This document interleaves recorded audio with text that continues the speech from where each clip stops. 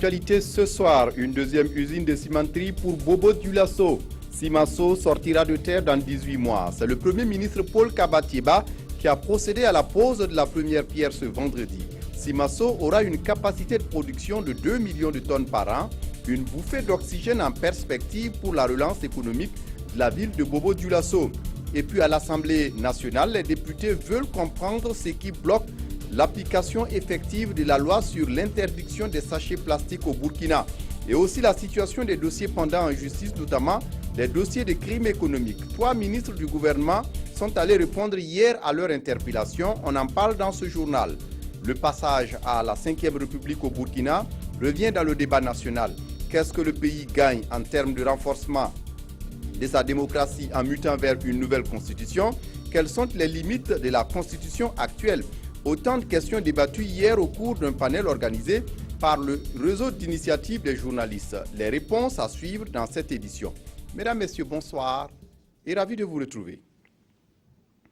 Une deuxième usine de ciment à Bobo Dioulasso. La pose de la première pierre est intervenue ce vendredi. C'est le Premier ministre Paul Kabatieba qui a présidé la cérémonie. Simasso, c'est la nouvelle usine qui va générer 1500 emplois, produire 2 millions de tonnes par an et en termes d'investissement, près de 60 milliards de francs CFA. Une bouffée d'oxygène en perspective pour la relance économique de la ville de Bobo Dioulasso. Moussa Sanou sur place à Bobo Dioulasso. Voilà c'est à quoi va ressembler l'essai de Simasso à Bobo Dioulasso. 1500 emplois directs et indirects, 2 millions de tonnes par an et près de 60 milliards de francs CFA d'investissement. Population et autorités attendent beaucoup de cette nouvelle cimenterie qui s'étend sur une superficie de 17 hectares, une unité industrielle censée démarrer ses activités dans 18 mois. La responsabilité du gouvernement, c'est de faire avancer l'économie. C'est de faire avancer l'économie, de créer de la richesse, de créer de l'emploi pour les jeunes et de lutter contre la pauvreté. Le fait de venir ici aujourd'hui, inaugurer cette nouvelle usine, c'est un espoir. C'est un espoir de renouveau pour l'entreprise et l'industrie dans la ville de Bobo Dioulasso, mais pour l'ensemble du pays. Parce qu'il y a longtemps qu'on n'a pas inauguré d'usine. Et ça, vraiment, c'est un signe d'encouragement. Produire du ciment en qualité et en quantité, c'est l'un des objectifs de Simasso, la nouvelle cimenterie qui n'a pas choisi par hasard la ville de Bobo Dioulasso pour s'installer. Bobo Dioulasso, c'est une priorité du gouvernement en termes de relance économique donc du Burkina Faso. Le président Roch-Marc Christian Kabore l'a dit. Et la relance économique donc, du Burkina Faso, de Bobo Dioulasso, ça ne va pas se faire avec d'autres personnes que par les Burkinabés. C'est dans ce sens-là que M. Kanazoué a décidé qu'il faut participer à l'essor de l'économie bobolaise en implantant cette usine ici. Simasso qui s'installe à Bobo Dioulasso est une filiale du consortium Simmetal Group, un groupe présent déjà à Ouagadougou. Dans l'actualité également, hier à l'Assemblée nationale, 3 ministres du gouvernement pour répondre aux questions des députés. Les élus nationaux ont voulu comprendre qu'est-ce qui bloque l'application effective de la loi sur l'interdiction des sachets plastiques au Burkina. Également, la situation des dossiers pendants en justice, notamment les dossiers de crimes économiques, mais aussi la perspective d'un second financement du MCA, le Millennium Challenge et compte pour le Burkina, ont été des sujets d'interpellation des députés. Yacouba Gamene, Olopoda. 3 ministres face à la représentation nationale pour apporter des réponses aux préoccupations des députés. Sur la question de l'état d'avancement des dossiers de crimes économiques et de sang, le ministre en charge de la justice se veut rassurant. Sur 29 dossiers de crimes économiques, 2 ont été jugés en 2015, 4 ont abouti à une décision de non-lieu et les 23 autres sont en cours d'instruction. Les dossiers Norbert Zongo, Thomas Sankara, Salifou Nebié connaissent aussi une évolution.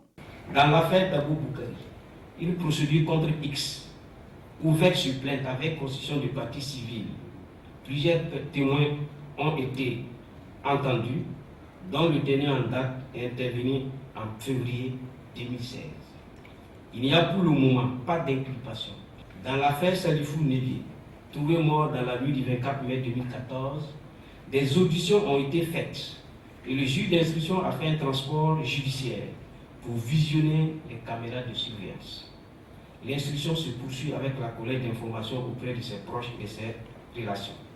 En ce qui concerne la nourriture du dossier d'assassinat de Norbert Zongo, Abdoulaye Nikema Diablassé, Blaise Liboudou et Ernest Zongo, cela est effectif et l'instruction suit son cours. Il y a eu des inculpations, des mises sous main de juge d'objets, des auditions de témoins et les investigations se poursuivent. Dans les 2 dossiers relatifs aux affaires Mariam Sankara, Sérémé et fils contre le ministère public et X, le juge d'instruction est en train d'accomplir les actes nécessaires à l'avancement de la procédure. 23 personnes inculpées dans l'affaire de Yimdi, 75 personnes dont 33 en détention dans le dossier du coup d'État. Pour le ministre Bagouro, l'ensemble de ces dossiers avance normalement.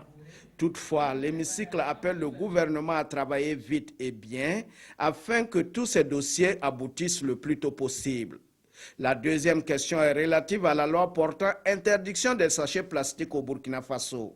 Adoptée le 20 mai 2014, l'application de cette loi n'est pas visible sur le terrain et pourtant un projet de traitement et de valorisation des déchets plastiques d'un budget de plus de 5 milliards de francs CFA a été créé.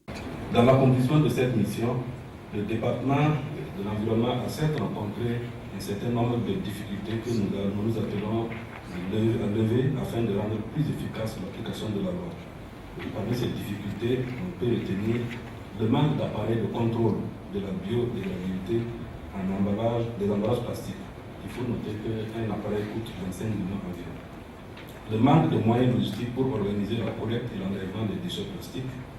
Le manque de ressources financières. Et l'opération de collecte a été suspendue pendant longtemps sous la transition faute de budget.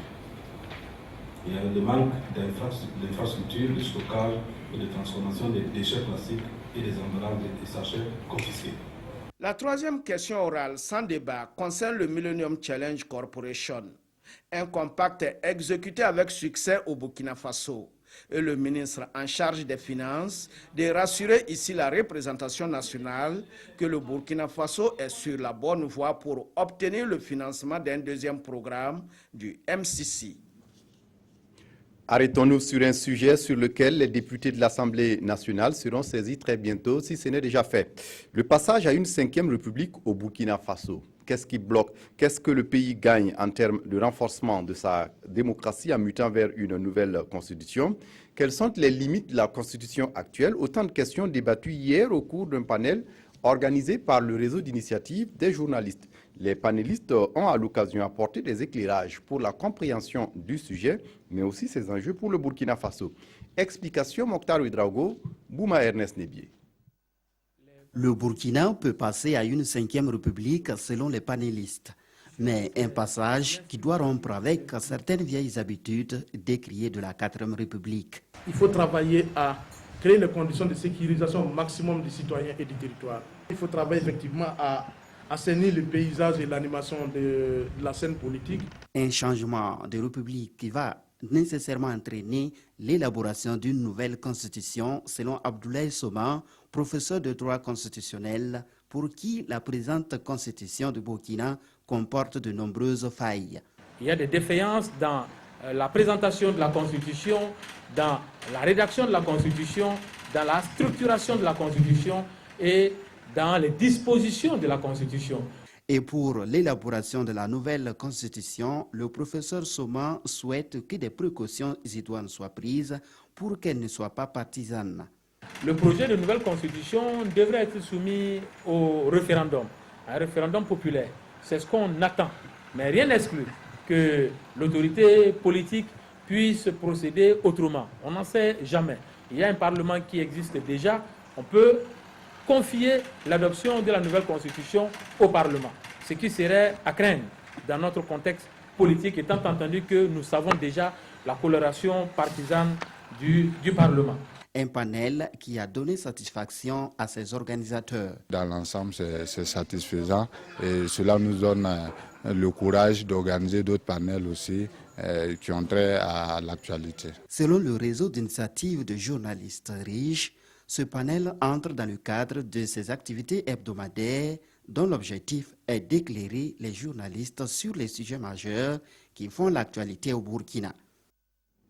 En attendant que les députés soient saisis de cette question, les députés fidèles à leur mission de contrôle de l'action gouvernementale, une délégation de parlementaires a séjourné ce 27 mai dans la région du Centre-Nord pour une visite des réalisations financées par le budget de l'État. Ces parlementaires veulent en savoir davantage sur l'utilisation des ressources publiques dans la mise en œuvre du programme national de gestion des terroirs phase 3. Mathias Trabo, Issa Lankwande ont suivi les députés pour nous. Leur témoignage en images et en commentaires. La représentation nationale joue son rôle de contrôle et de surveillance des finances publiques. Une mission est ici dans la région du Centre-Nord sur les traces des réalisations des délégations spéciales régionales et communales Akaya, Piscila, Boussouma et Korsimoro. Des infrastructures construites en 2015 sur subvention du PNGT2 phase 3. À Piscila, une dizaine de boutiques de rue et une boucherie ont été construites, mais jusque-là non encore occupées. Alors les députés veulent comprendre pourquoi. Nous n'avons toujours pas occupé les lieux parce qu'il y a quelques difficultés. Chaque bloc est prévu pour accueillir 2 bouchers et cela pose problème. La qualité de la viande n'est pas la même. Et puis, il y a aussi le coût du loyer que nous trouvons un peu élevé.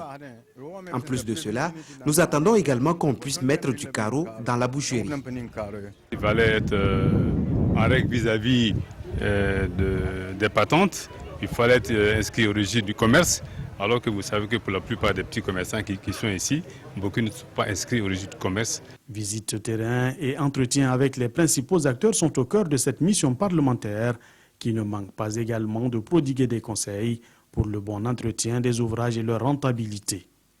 Et au bilan, nous avons pu quand même noter, en tout cas, une bonne utilisation des ressources qui ont été allouées à ces communes et au conseil régional. Et à ce niveau, lorsqu'on voit que les ouvrages construits sont de bonne qualité, il est quand même bon de les féliciter. Cet exercice est la phase pratique d'une session de formation des élus nationaux sur appui de la Banque mondiale sur le contrôle de l'utilisation des finances publiques.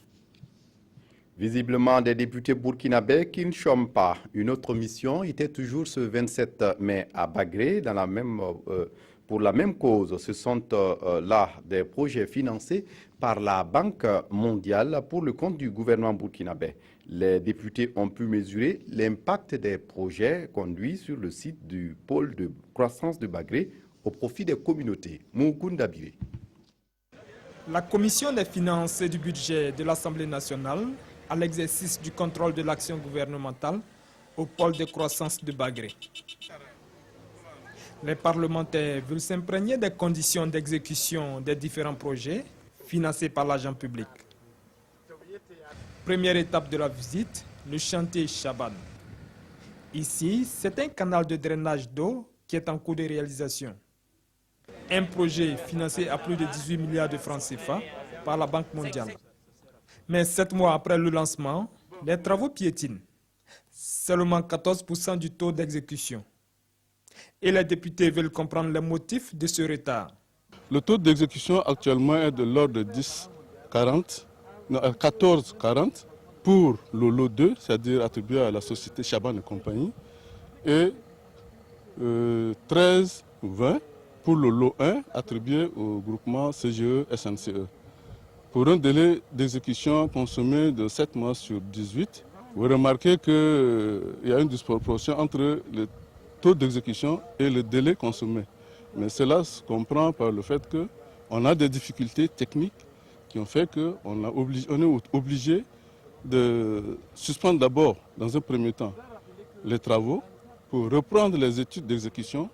Et c'est au fur et à mesure qu'on délivre les plans d'exécution aux entreprises pour qu'ils puissent travailler. Les parlementaires ont ensuite visité la bananeraie des Xavier Zidouemba, une exploitation à haut rendement d'environ 50 tonnes à l'hectare. Puis la rizière de Mahmoud Ouelgo et le marché à poissons de Bagré. À chacune des étapes, les députés ont encouragé les exploitants et ont promis de légiférer en faveur du financement des microprojets. Le rôle du député, c'est consentir l'impôt, voter la loi et contrôler l'action du gouvernement. C'est déjà le contrôle de l'action du gouvernement que nous sommes venus effectuer comme ça. Maintenant, Nous sommes maintenant sensibles aux problèmes qui ont été posés et vous savez que tous les prêts qui sont contractés doivent être ratifiés par l'Assemblée. Nous serons plus sensibles et plus regardants chaque fois qu'il y aura un projet de prêt à ratifier. Pour la Banque mondiale, Magrépol est un cas d'école, d'où la nécessité d'une synergie d'action entre bailleurs de fonds et parlementaires en vue d'une utilisation rationnelle des finances publiques dans les projets et programmes de développement. Si ces projets ont pour objectif premier de réduire la pauvreté des communautés bénéficiaires, ils pourront s'inspirer de l'exemple d'un projet conduit par la FAO et qui vise la valorisation des produits forestiers non lieux. Il s'agit à travers ce projet d'apporter l'assistance aux ménages vulnérables victimes de malnutrition et des chocs climatiques. Après 4 ans de mise en œuvre, le projet est arrivé à son terme. Et ce vendredi, la FAO a convié ses partenaires pour un atelier de capitalisation. On fait le point avec Jean Zongo et Abdelaziz Yadibou. La valorisation des produits forestiers non lieux, un moyen pour venir à bout de la malnutrition et amortir les chocs climatiques et économiques dont sont victimes les ménages vulnérables. 4 ans durant, la FAO, appuyée financièrement par la coopération suisse, a exploité ce créneau au bénéfice des populations de 13 provinces du Burkina. Au bilan, de nombreux acquis, tels la réalisation d'infrastructures économiques pour promouvoir la chaîne de production et le circuit de commercialisation des produits forestiers non lieux. L'entretien et la rentabilité de ces infrastructures sont justement au centre de la présente réflexion. Nous avons atteint des résultats probants. Dans certains domaines, nous avons même fait plus que ce qui était prévu. Nous avons mis en place des unités de production de beurre de qualité, des unités de production de miel, des unités de production de savon. Et ces unités existent. Non seulement nous avons construit des locaux, nous avons équipé ces locaux en équipement et nous avons fait de la formation pour les bénéficiaires. Au regard des défis encore énormes, le Bureau de la coopération suisse promet de mettre encore la main à la poche. Au vu des résultats probants et satisfaisants, le bailleur a décidé de financer une deuxième phase. Nous sommes maintenant en train de préparer la formulation du document de projet de cette deuxième phase. De la première phase de ce projet, qui a vu la réalisation de plusieurs jardins nutritifs dans les provinces concernées, un enseignement majeur est à retenir selon le représentant de la FAO. Il faut sortir du schéma des plantations classiques pour aller vers des systèmes de gestion durable des ressources pourvoyeuses de produits forestiers. Dans la région du centre-sud, le phénomène du mariage des enfants est inquiétant et compromet l'avenir de milliers de jeunes filles. Elles sont exposées aux grossesses précoces, mais aussi aux fistules obstétricales, aux violences physiques et morales, si ce n'est la non-scolarisation ou la déscolarisation, tout simplement. On peut s'autoriser un espoir avec la campagne régionale de plaidoyer sur l'abandon de la pratique. Débutée le 15 avril dernier, la campagne vient de boucler ses activités ce 29 mai à Signé-Kiré, une commune du Zundouego, avec un bilan satisfaisant. Surtout qu'une quarantaine de filles viennent d'être sauvées du mariage des enfants. Amadou Ilboudo, Mounira Kéré. Lancée le 15 avril dernier à Manga par l'AFREDEB, l'association Femmes, Environnement et Développement du Burkina, la campagne régionale de plaidoyer pour l'abandon du mariage des enfants dans la région du centre-sud referme ses portes. Une occasion pour dresser le bilan. Un bilan qui fait état d'une quarantaine de jeunes filles sauvées du mariage précoce. Lors des sessions, nous avons senti en tout cas une mobilisation et un engagement de tous les acteurs, les responsables coutumiers, religieux, les parents d'élèves, les associations, en tout cas à relayer ces informations. Nous avons atteint en tout cas notre objectif. Il y a plus de 40 filles qui ont été sauvées par cette campagne avant même la fin. Et que grâce à cette campagne, ces filles ont été libérées et vont pouvoir choisir librement leur mari. C'est aussi le lieu de rendre hommage aux leaders religieux et coutumiers qui ont activement contribué à lutter contre le mariage des enfants. Un engagement fort de tous les acteurs et je pense qu'à partir de cette campagne, nous allons pouvoir diminuer et au mieux éradiquer ce phénomène de pratique du mariage forcé dans notre région. La campagne a duré 42 jours. Mais selon les initiateurs, la sensibilisation se poursuit, car leur objectif, c'est de parvenir à éradiquer le mariage précoce dans la région du Centre-Sud. Si des jeunes filles se voient obligées d'être mariées avant l'âge, d'autres par contre vont au mariage parce qu'elles remplissent les conditions. Et un salon existe à Ouagadougou pour accompagner les futurs mariés dans leur souhait d'organiser des mariages inoubliables. Le Salon international du mariage de Ouagadougou est à sa 4e édition et s'achève ce 29 mai. Mais avant la clôture, le salon a organisé un concours de beauté pour les femmes à forte corpulence. Konsoum Koulibaly et Aruna Maré étaient à la soirée dédiée à cette manifestation. Compte rendu. Avec son 1m72 et ses 95 kg de masse corporelle, Stéphanie Tiendrebego est la Miss Ronde 2016 du Burkina Faso. C'est une couronne décrochée à cette soirée de gala qui se tient en marge de la 4e édition du CIMO, le Salon international du mariage de Ouagadougou. Sa beauté et son discours ont fait la différence, selon le jury. Une douzaine de candidates ont convoité le trophée. Je suis vraiment très émue d'avoir été élue Miss Ronde Burkina. Je suis fière de ma rondeur et j'invite tous mes sœurs rondres à venir s'inscrire l'année prochaine. Soyons fiers, femmes burkinabées. En secret, nous, c'est le sport. Je pratique beaucoup le sport pour maintenir mes rondeurs, voilà, pour être en pleine forme. Je veux en sorte que le métier de mannequinat soit aussi ouvert aux femmes rondes. Isabelle Foro a été désignée première dauphine. Yasmine Bara, elle, repart à la fois avec le prix de la Miss Ronde du public et celui de la 2e dauphine. La compétition a été jumelée à un concours de tenue de mariage en façon d'Anfani. Le jury qui a élu la Miss Ronde et ceux qui ont élu le gagnant du concours sont des, je ne vais pas dire des experts, mais ils savent ce qu'ils font. Et je pense que dans l'ensemble, tout le monde est satisfait. Après avoir écouté les uns et les autres, bon, je ne peux que me réjouir. Chez les créateurs de mode, M Fashion du Bénin remporte le premier prix d'une valeur de 300 000 francs CFA offert par le ministère en charge de l'économie et des finances. Le CIMO 2016 referme ses portes ce dimanche. Taïrou Bari, dans l'est du Burkina, le ministre de la Culture et du Tourisme s'est rendu dans l'après-midi de ce 27 mai sur plusieurs sites touristiques de la région, parfois chargés d'histoire et de valeurs culturelles. Des sites qui méritent d'être aménagés pour plus de visibilité, comme la colline sacrée du Nalambou. 4 ambassadeurs étaient également de la partie, question de mieux appréhender l'immensité de la richesse culturelle du Burkina Faso. Désiré Ilboudo, Lambert Soma. Au campement de chasse Yentangu de Namungu, le ministre a pu voir les investissements réalisés par le promoteur depuis 1997. Vous savez, à chaque fois il y a une visite, c'est dommage que les visites sont toujours pressées, on a d'autres programmes, etc. Mais j'espère avec la culture, on peut faire beaucoup de choses avec le ministère de la Culture. Le cap a ensuite été mis sur le site du Baobab sacré de Fada, où le roi Yendabili serait monté avec un cheval. Autre point fort, la visite de la colline sacrée du Nalambou, qui abrite l'un des plus grands fétiches de Goulmou et qui voit passer plus de 3000 visiteurs par an selon le guide. Vous avez vu au niveau de la colline du Nalambou, qui est un site sacré, chargé à la fois d'histoire et de symboles. Il est important qu'on puisse penser à la promotion d'un tel site. On a vu également le Baobab qui fait partie de l'histoire de la région. Plusieurs diplomates ont également fait le touriste à cette occasion. J'ai trouvé quelques points communs entre le Japon et la région de l'Est, à savoir les populations de la région de l'Est respectent la nature.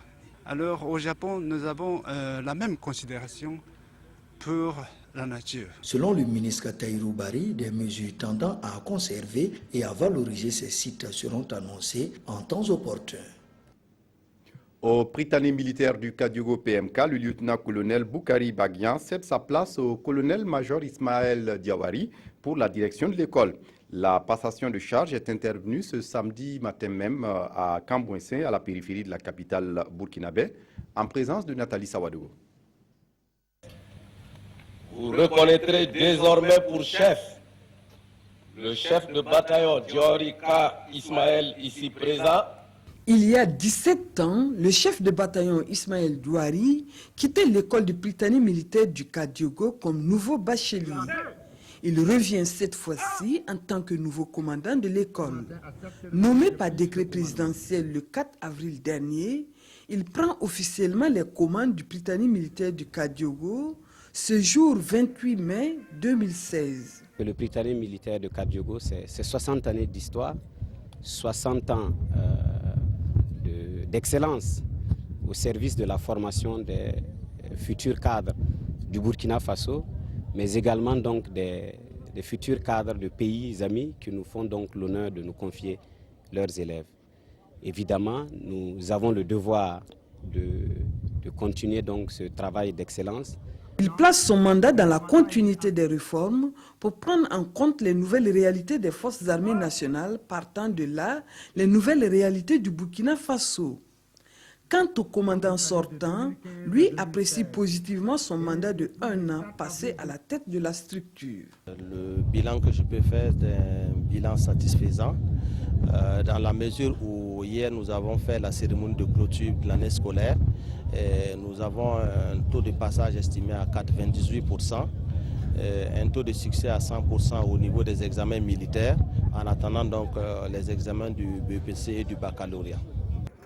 Le tout nouveau commandant du PMK est titulaire d'un master en sciences et arts militaires. Il a la médaille d'honneur militaire et celle du chevalier de l'ordre national.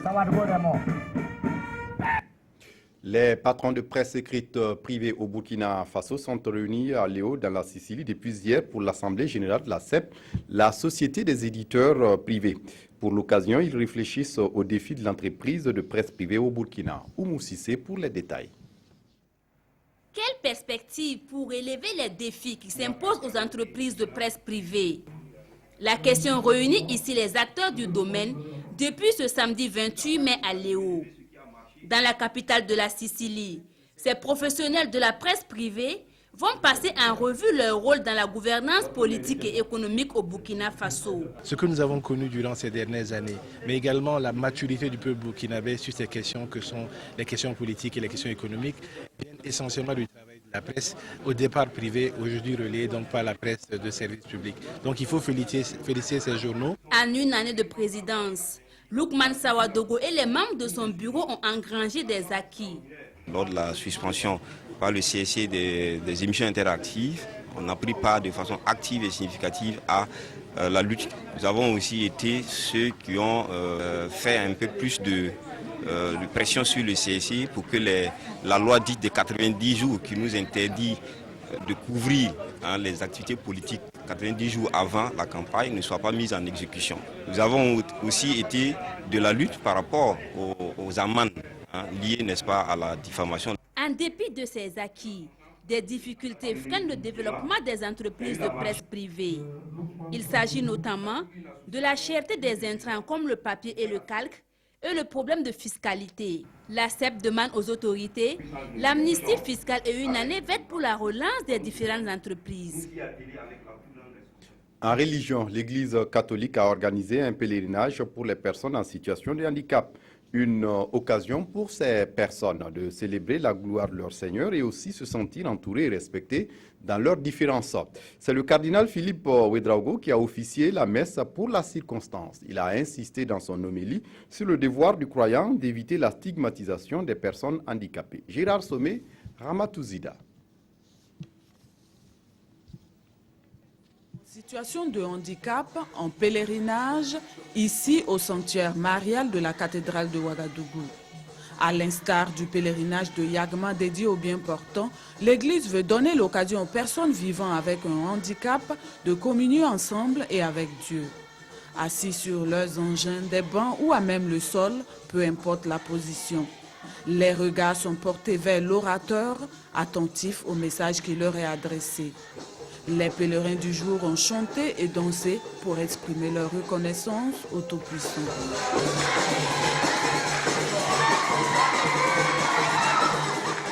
Vous les voyez en chariot, vous voyez l'enfant de 22 ans porté dans les bras par sa maman. C'est émouvant. Et ils sont là, des chrétiens, des non-chrétiens. C'est la même humanité confrontée à la souffrance. Dieu est l'unique sauveur, c'est Dieu qui sauve tout homme. L'activité est à sa 3e édition et les pèlerins venus de Koudougou, Koupela, Zorgo et Ouagadougou trouvent en elle un moment de partage et de fraternité. Nous allons nous mettre en groupe pour échanger, partager nos joies et nos peines, nos difficultés et trouver des solutions ensemble. Ni la souffrance, ni le handicap, ni même la mort ne peut séparer l'homme de l'amour de Dieu. C'est en substance le message du cardinal Philippe Ouédraogo à l'endroit de ses pèlerins. Un message adressé également aux fidèles chrétiens car selon lui, tous devraient avoir de l'estime pour les personnes vivant dans la souffrance et œuvrer un tant soit peu à soulager leurs peines. En sport, football, les étalons en regroupement dans la banlieue parisienne s'entraînent pour le match contre les îles Comores la semaine prochaine. Ce week-end, ils se sont entraînés sur la pelouse naturelle de Noiselle, une revue de troupes marquée par la blessure d'Alain Traoré, Urbain Sommet, Jérôme Trambert-Bego. Avec l'arrivée de Mohamed Kofi, Daouda Diakité, Eric Traoré, Banou Diawara et Patrick Malo, Paolo Duarte a entamé son entraînement sous une fine pluie avec 19 étalons. Une aubaine pour mettre l'accent sur les déplacements et le travail devant les buts.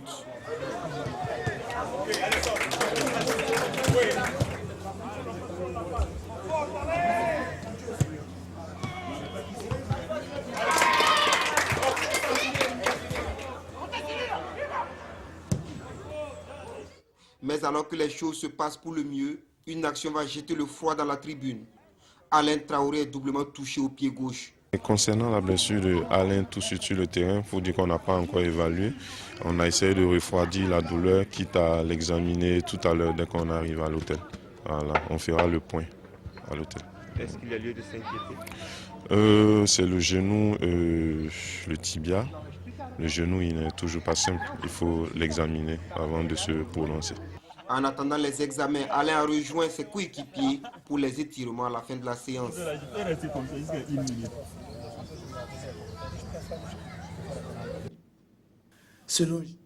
Et puis pour terminer, pour refermer ce journal, la revue de presse des hebdos de la semaine avec Abdou Rasmani Zongo.